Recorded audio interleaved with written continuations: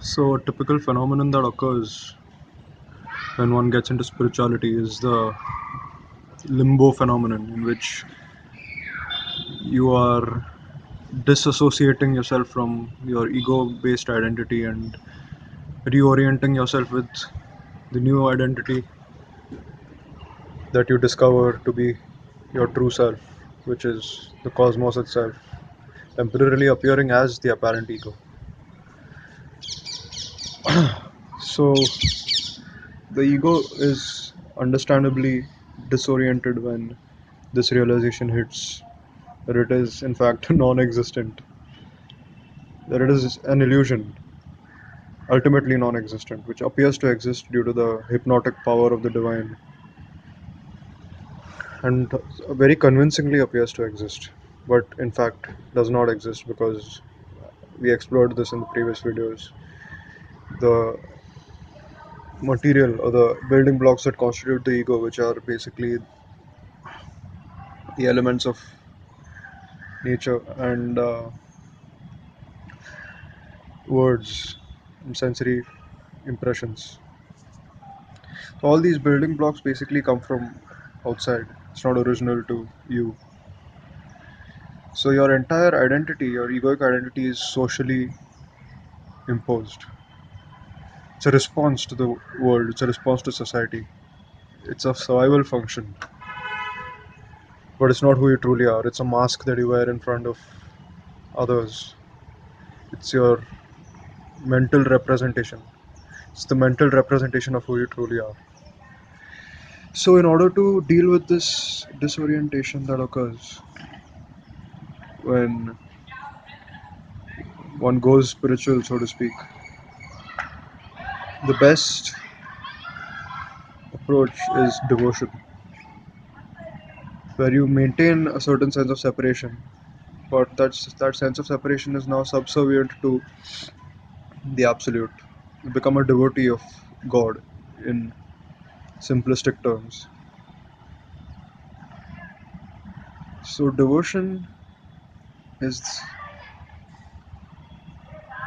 a very effective bridge from suffering to enlightenment.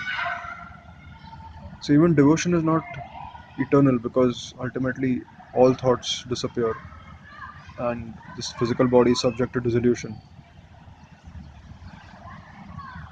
But if you have realized the ultimate truth before death, which is what these enlightened beings, so called enlightened beings, are, people who have, or rather, instruments with which the absolute truth has realized itself. You can't say the people have realized the absolute truth because there are no people really separate from the absolute truth.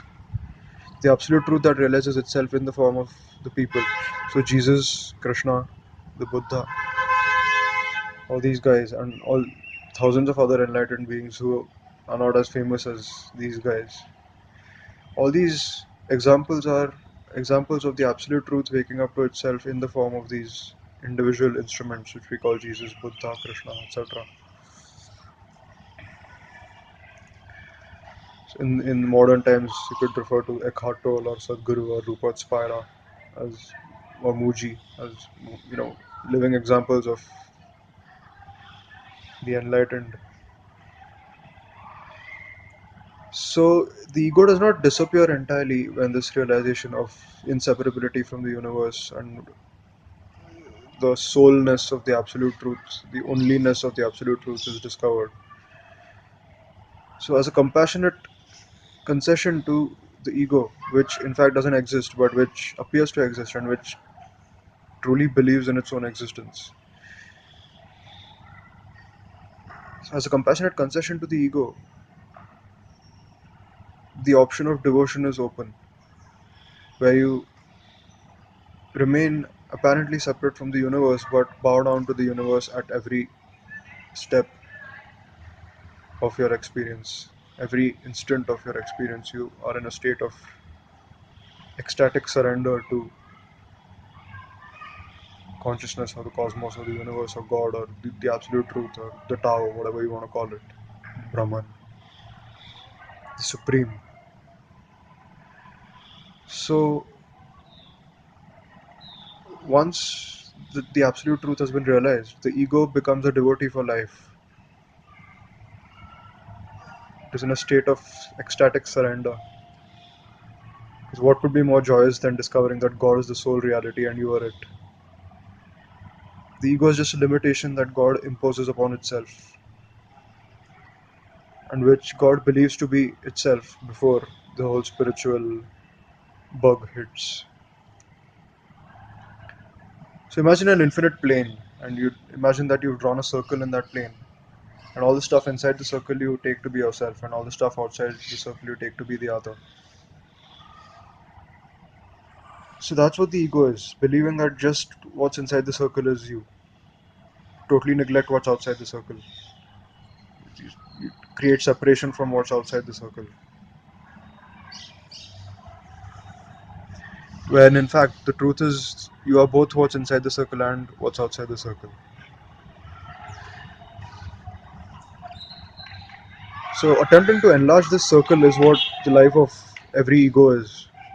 To be more than what you are right now.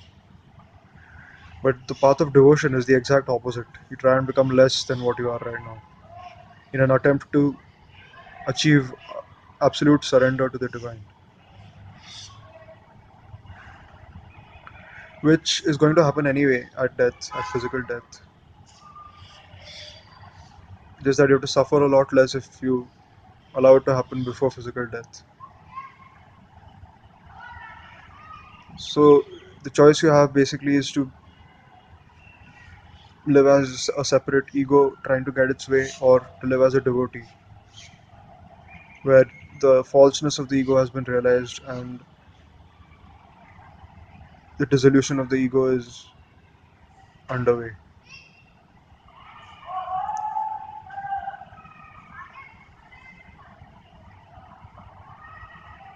So we'll talk more about devotion in the next video.